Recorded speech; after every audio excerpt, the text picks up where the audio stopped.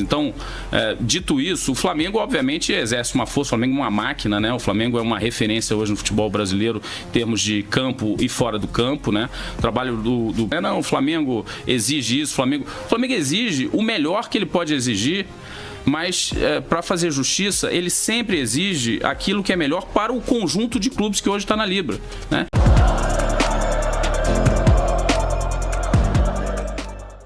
Salve, salve nação, saudações rubro-negras, nação. Vamos acompanhar aqui Silvio Matos aqui lá na CNN Sport falando sobre as negociações da Libra, o grupo Libra aí que envolve alguns clubes do futebol brasileiro.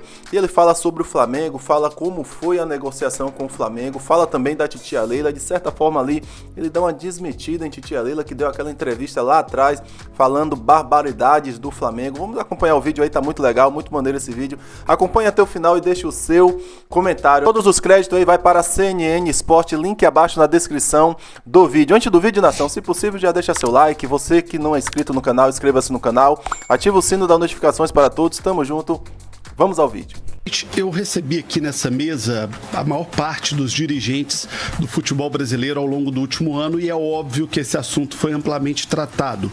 E a gente percebe uma discussão muito profunda a respeito da questão do Flamengo e do Corinthians, que são parte da Libra, que são uma solução, obviamente, para a Libra, porque são duas das maiores torcidas do Brasil, mas que também acabam sendo, em algum momento, um problema, porque há um enfrentamento de outros clubes com o histórico das negociações envolvendo Flamengo e Corinthians.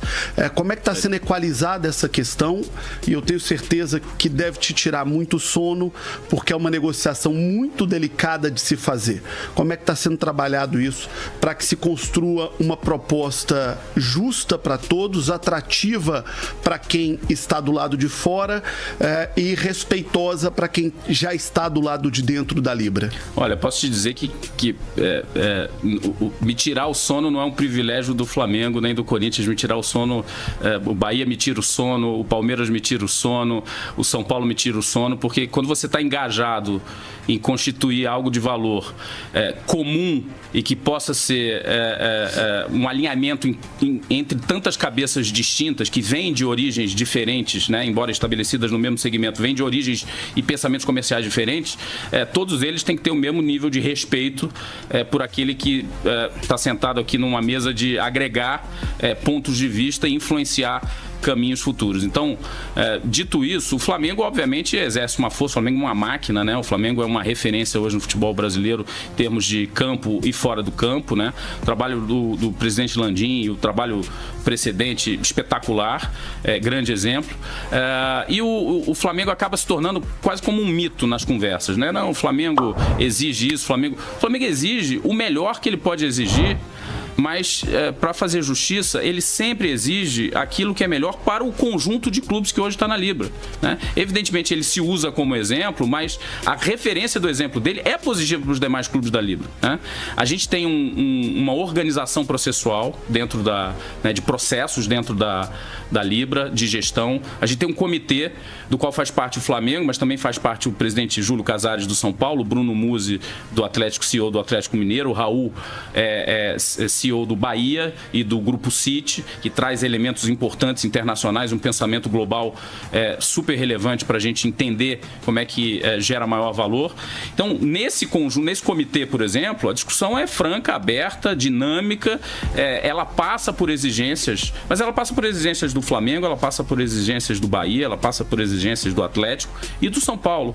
E eu acho que esse foi o nível melhor que a gente encontrou para a coisa andar sem ter esses silos e essas supostas ilhas de exceção no formato da negociação comercial que a gente vinha trazendo. Então, o Flamengo também teve uma postura magnânima ao abrir mão de determinados privilégios que o Flamengo, por bem, conseguiu ao longo da sua história, contratualmente, né? Em nome do conjunto de clubes que formam a Libra. Então, ele não só se tornou líder desse processo, como ele se tornou um influenciador positivo para isso. Do outro lado, a gente tem, por exemplo, a Leila, né, que comanda o Palmeiras, com o sucesso que o Palmeiras vem fazendo nos últimos anos, que é uma pessoa extremamente habilidosa, ao mesmo tempo exigente, muito exigente, né, muito dura naquilo que é melhor para todos, né, sem considerar nunca um viés pessoal, focado naquilo que seria somente bom para o Palmeiras. Pelo contrário, né, ela sempre de forma muito objetiva influenciou muitas das tomadas de decisão em relação àquilo que é positivo, é melhor para o conjunto de clubes. Então, o mito acontece. A imprensa gosta dos mitos, a publicidade gosta dos mitos, né? A gente precisa criar os nossos mitos para influenciar e engajar as nossas audiências, mas o fato é, hoje a Libra tem um alinhamento muito firme entre os seus presidentes, né? Uma visão estratégica muito clara e um processo de execução que vai seguir lá o rito que tem que seguir, e a gente vai chegar aos bons termos aí sempre entre os clubes que fazem parte hoje sem nenhuma liderança mais pesada. Na prática, qual o tamanho da diminuição da diferença do que o Flamengo e o Corinthians recebiam para os outros grandes clubes do futebol brasileiro para o que eles passam a receber agora? Houve um achatamento da distância, porque todo mundo considera que só com esse achatamento será possível ter uma liga mais equilibrada e duradoura no futebol brasileiro. Isso. Quanto diminuiu a distância? O achatamento também é uma certa... O não atingimento do achatamento é uma certa falácia que vem de um ano para cá, porque de fato era um ponto que não estava claro nas nossas discussões, tanto de um grupo quanto de outro, tá? Mas eu mesmo me reuni com a turma técnica do lado da LFU há 1 ano e meio atrás, para a gente começar a discutir e ver juntos os mesmos números, né? De fato, esse achatamento existe, né? A provocação da criação da Liga é no Campeonato Brasileiro. A gente tem um achatamento entre aquele que ganha menos e o que ganha mais estarem mais próximos, né? Nas gerações de receita. A gente, em números absolutos, João, com o crescimento do contrato neste primeiro momento e com o próximo momento de crescimento do contrato que a gente acha que vai vir em breve, os números quase que se diluem, tá? Então, em números absolutos, perde-se muito pouco para aqueles grandes clubes como Flamengo, Corinthians e Palmeiras e São Paulo, tá? Para falar desses 4 como os grandes líderes ali da geração de receita. Grêmio no Sul, o próprio Bahia em relação aos clubes do Nordeste. Isso, o achatamento no número absoluto, ele mantém um pouco dos clubes mais ou menos perto daquilo que eles tinham.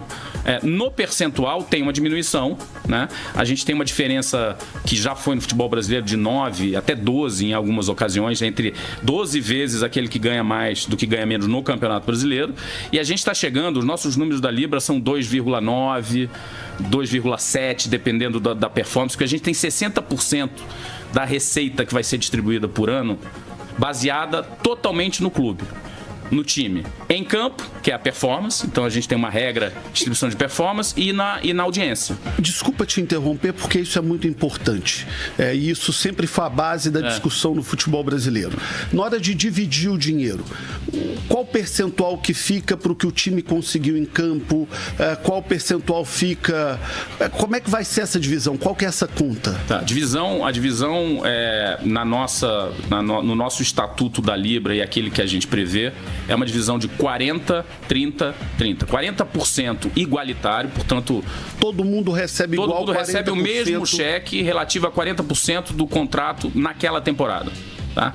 30% é performance em campo. Então, o campeão legitimamente tem que ganhar mais do que o vice-campeão, tem que ganhar mais do que o terceiro colocado, tem que ganhar assim sucessivamente até o último colocado, tá? Então isso já cria um incentivo, um benefício direto econômico vindo do campo e alimenta aquilo que a gente quer, que é um bom desporto. E, inclusive, uma disputa que, às vezes, não para só no campeão. Exato. Chega aquela reta final de um campeonato por pontos corridos. Exatamente. Que o time já não pode mais ser campeão, mas conquistar 2 posições a mais pode fazer uma grande diferença. Faz uma enorme diferença. Pro orçamento do ano seguinte. Faz uma enorme diferença. Exatamente isso que estabelece o critério de performance. Então, a gente tem 30% ali estabelecido. E tem 30% que é relativo, esse é o que eu digo que é relativo diretamente à qualidade cuidar do produto, do entretenimento gerado pelo futebol, que é a da audiência na outra ponta. Ou seja, quanto mais audiências eu gerar por clube, por jogo, mais eu vou ter esse clube ranqueado nos 30% finais da distribuição de receita e mais valor ele recebe. Então, se você junta os 30% da audiência gerada pelo clube diretamente nos seus jogos e 30% de performance, você tem 60%, portanto, mais da metade da receita gerada única e exclusivamente pela capacidade do clube, seja de gerar audiência, seja de gerar o seu resultado em campo. Né? Isso é muito bom, porque isso direciona a força econômica para o produto, que no final é o que a gente quer cuidar. Né? A gente quer que isso seja cada vez melhor para o telespectador, para o torcedor e cada vez melhor para o mercado. Para as empresas que querem voltar, eu diria, a investir no futebol, porque muitas foram embora, né? Elas querem voltar a investir no futebol, mas eles querem um futebol. Tá aí nação, Silvio Matos aí falando aí sobre as negociações, né? Falando sobre o Flamengo. Gostei muito da parte que ele falou ali do Flamengo, porque de certa forma ele está ali desmentindo aquilo que Leila falou naquela entrevista. Não sei se você lembra, há algum tempo atrás, ela falando que o Flamengo só queria ser ele, que o Flamengo era egoísta, que o Flamengo não queria o bem para o futebol brasileiro. Eu tô falando nas minhas palavras, claro que foram em outras palavras, mas ela falou isso mesmo do Flamengo. Você vê aí na entrevista aí que foi totalmente diferente as negociações. Claro que o Flamengo queria a parte dele, claro que o Flamengo quer sim ganhar mais, porque é o clube que dá mais audiência e tudo isso que você já sabe, porém não tinha necessidade nenhuma de Leila dar uma entrevista daquela, apesar de ele ter elogiado a presidente do Palmeiras, dizendo que ela é dura, que ela quer sempre o bem para todos, tal, só que naquela entrevista ela deu uma bela de uma mancada, né? Foi totalmente diferente as negociações, pelo que o senhor Silvio Matos falou aí nessa entrevista à CNN Sport. Nação, deixe seu comentário abaixo aí, é muito importante para o nosso canal. Muito obrigado você que chegou até aqui, muito obrigado pela moral, tamo junto, saudações rubro-negras, isso aqui é sempre Flamengo. Até a próxima.